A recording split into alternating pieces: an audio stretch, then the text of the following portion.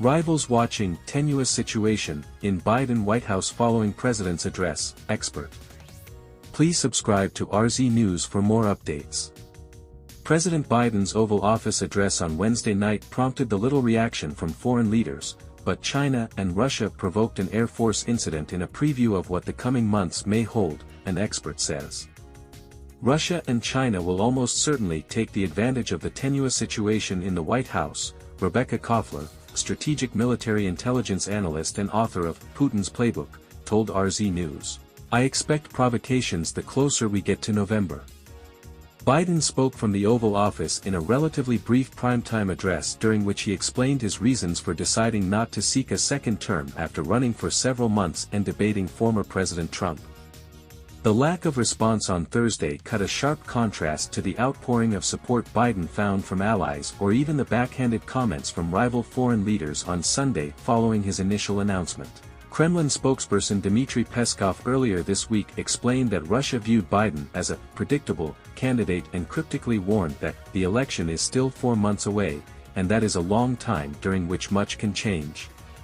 Ahead of Biden's address, Russia and China deployed jets and bombers that skirted the Alaska Air Defense Identification Zone, ADIZ, forcing the North American Aerospace Defense Command, NORAD, to scramble jets and intercept the foreign aircraft. The brief incident occurred less than an hour before Biden addressed the nation, which Koffler said would essentially serve as Russian President Vladimir Putin and Chinese President Xi Jinping's response to Biden's speech.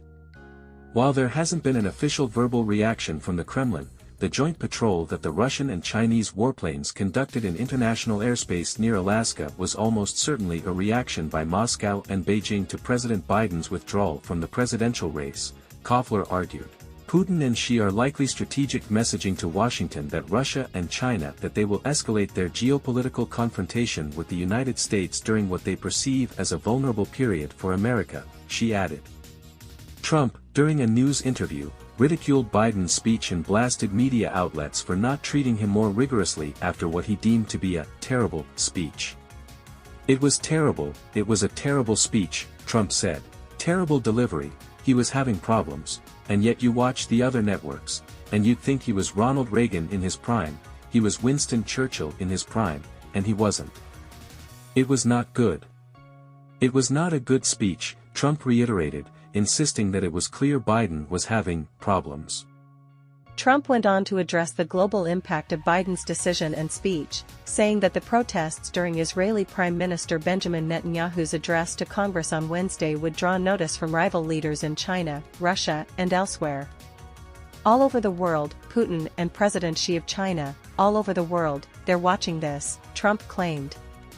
Kim Jong-un, he looks at us like we're a bunch of babies. They see that wouldn't happen in their countries, Trump insisted. It's impossible for that to happen in their country. We look so bad to the world.